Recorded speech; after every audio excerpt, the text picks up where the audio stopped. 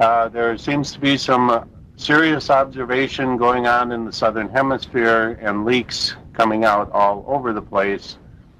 It does appear that groups of military and professional astronomers are openly active, let's say, at the Wormwood location in Australia.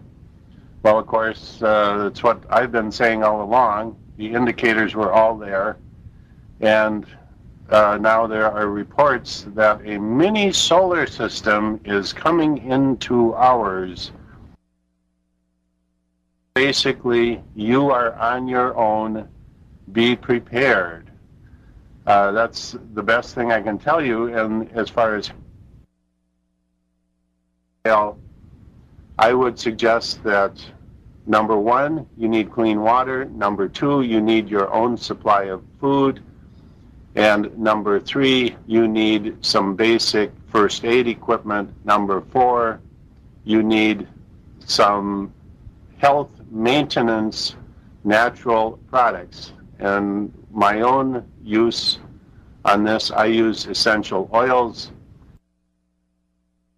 Years, as I've advised people through this era of awaiting a extrasolar system object, and by the way, there are many of them. There is not just one.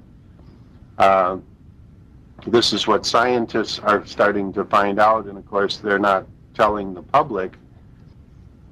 And it does appear, I've been saying this all along, it now appears that there are leaks coming out of the southern hemisphere of the number of astronomers down there looking at what they are calling a mini solar system moving into ours. This is what apparently Harrington saw back in the early 90s, and in the forefront was, of course, Hale-Bopp, what the comet nucleus that eventually became Hale-Bopp, somewhat of a mini solar system in its own right, but certainly much smaller than the much bigger object coming in behind it. And this would be coming in from the southern hemisphere. The point is, forget about dates. As I said last week and the week before, don't worry about dates, or don't worry about internet chatter. Don't think you're going to all of a sudden wake up someday and hear on the evening news that, gee, a big object is coming in, and here's the date it's going to be here, folks. That is not going to happen. That's not going to happen on the evening news. My advice is simply to be prepared. If you are not prepared, then what are you thinking about? Are you, and the other thing is, I'm not preaching for people to get prepared, because some people don't want to. I have a friend who said, I want to go up to my roof, put a big X on it, paint a big X on my roof, and if something comes in, I want to say, hit here first. That's what one of my friends says. So not everybody wants to be prepared. Not everybody wants to go through the rigors of living through a very difficult time and try and come out the other end when the success rate is going to be very low. So at any rate, but man is a survivor. He's historically been a survivor. The fact that we are here today is a testament to the fact that man has been a survivor.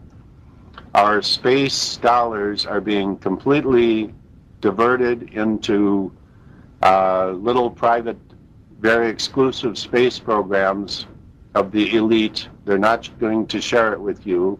They're not going to share their cave systems with you.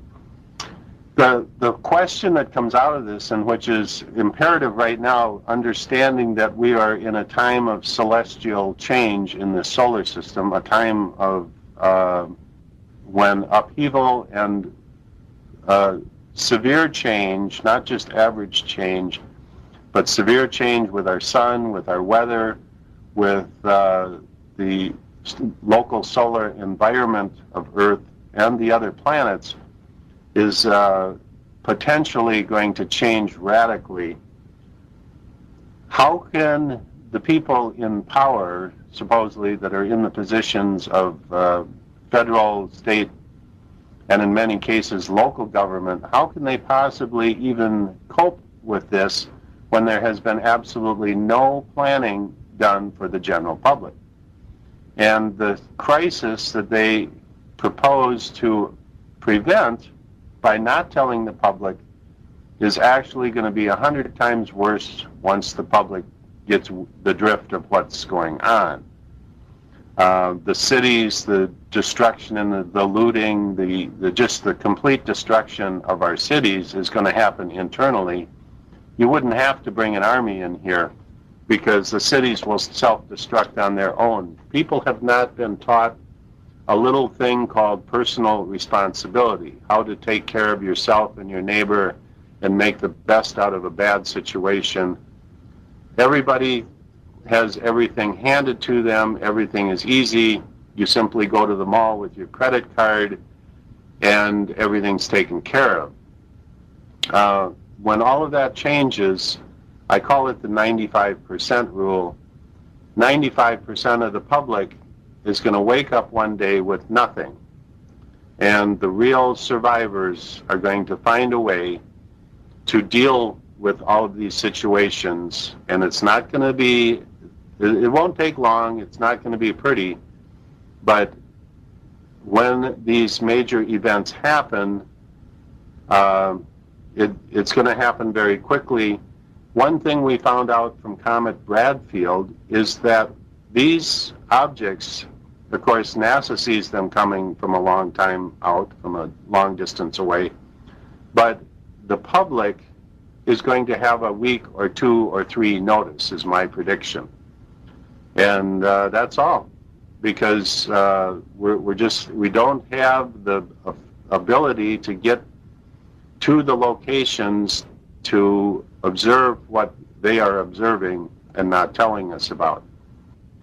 It's a very difficult thing. I've personally tried it myself. And really, once again, especially in the time frame we're in right now, the May time frame, in June, these, of course, are the times that Harrington said were the observing times for those southern locations. So isn't it interesting that in the month of May and June, Australia has all of a sudden become extremely active with astronomers and military types hanging around the Project Wormwood facility in Australia. Now, I'm running out of time here, so I just want to recap what we might see as people on Earth.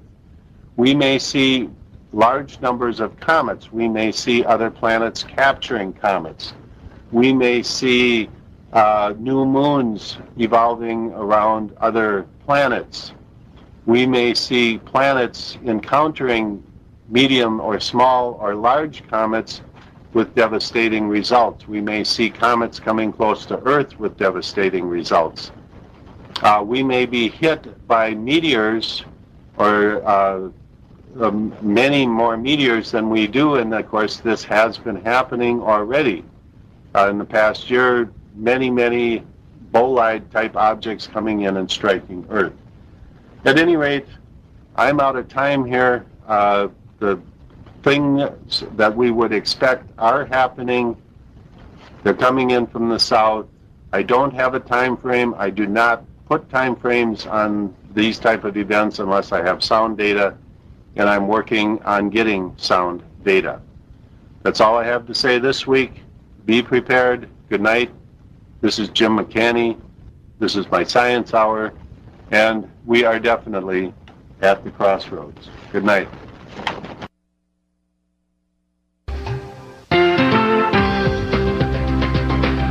Live from the Weather Channel, this is Weather Center. Light in this surveillance video from Washington State is under investigation. The National Weather Service ruled out all weather-related reasons for this flash. Military officials believe a meteor may have shattered as it passed through the atmosphere.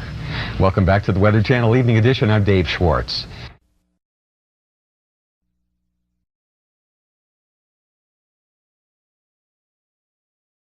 and professional astronomers are openly active, let's say, at the Wormwood location in Australia. Well, of course, that's what I've been saying all along. The first aid equipment, number 4, you need some health maintenance natural products. And my own use on this, I use essential oils. Years, as I've indicators were all there, and now there are reports that a mini solar system is coming into ours. Basically, you are on your own. Be prepared. There seems to be some serious observation going on in the southern hemisphere and leaks coming out all over the place.